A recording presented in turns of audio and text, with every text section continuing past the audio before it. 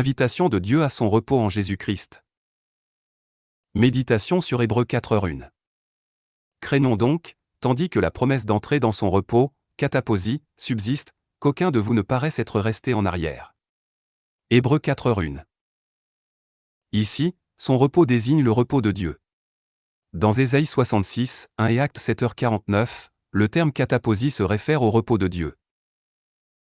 Ésaïe 66, 1. Ainsi parle l'Éternel, le ciel est mon trône, et la terre mon marchepied.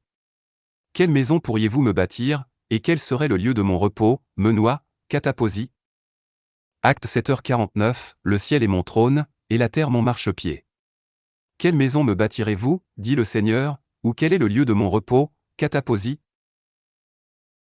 Ainsi, le peuple de l'Ancienne Alliance et celui de la Nouvelle Alliance sont tous invités à participer au repos de Dieu.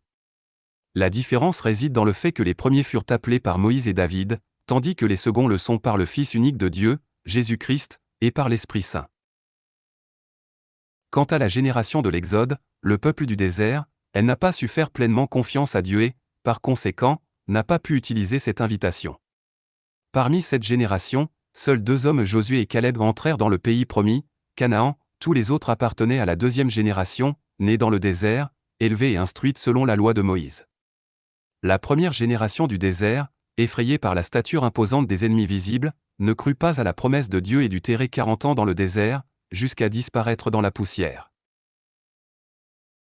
Mais même les générations entrées en Canaan n'ont pas su garder ce repos, séduites par la prospérité de la terre, elles ont préféré la gloire du monde à celle de Dieu, se livrant à l'idolâtrie. Ainsi, du nord au sud, les royaumes d'Israël et de Juda ont fini par disparaître. Le peuple de l'Ancienne Alliance n'est pas parvenu au véritable repos de Dieu. Dieu envoya de nombreux prophètes pour ramener son peuple, mais ceux-ci furent persécutés, et la loi ne fut pas observée. Désormais, c'est par Jésus et le Saint-Esprit que Dieu invite directement les hommes à entrer dans son repos. En devenant homme, Jésus a incarné la parole de Dieu, elle n'est plus une parole mystérieuse des anges nécessitant des interprètes, mais une parole humaine accessible à tous. En Jésus, la parole de Dieu s'est faite chair. Moïse n'avait pu appeler qu'Israël, descendant d'Abraham, d'Isaac et de Jacob, mais par Jésus-Christ, l'appel s'adresse désormais à tous les descendants d'Adam, à toutes les nations. Nous devons aussi nous interroger, qu'est-ce que le repos? Les anciens pouvaient le concevoir comme la prospérité en Canaan, ou comme la puissance d'une nation dominante. Aujourd'hui encore, les grandes puissances rêvent de la même chose. Mais Dieu n'a pas béni Israël pour qu'il bâtisse un empire terrestre, le vrai repos de Dieu est spirituel et éternel. Déjà, Dieu trouve son repos non dans une maison faite de main d'homme, mais dans les cieux spirituels qui échappent à nos yeux. Et c'est pour que son peuple participe à ce repos surnaturel et éternel qu'il le distingue et le bénit. Ce repos n'est pas une simple cessation d'activité, mais une vie où tout s'accomplit aisément par la puissance de l'Esprit Saint. Il n'est pas réservé à l'au-delà seulement, mais il se manifeste partout où l'Esprit de Dieu demeure. Ainsi, Canaan n'était pas le véritable lieu du repos.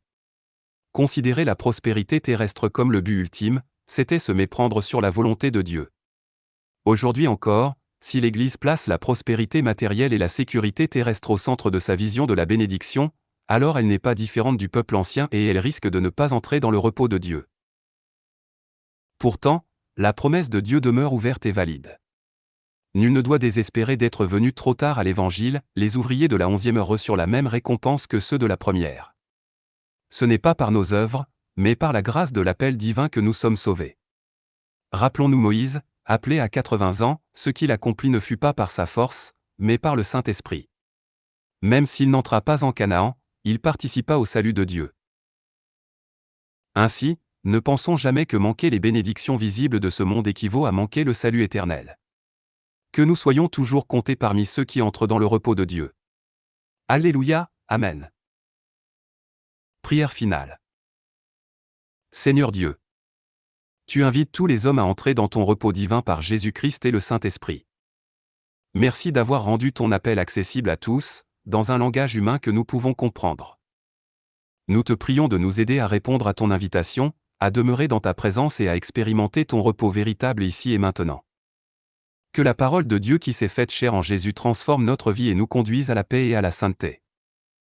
Nous te louons et te rendons grâce, au nom de Jésus-Christ. ton Fils bien-aimé. Amen.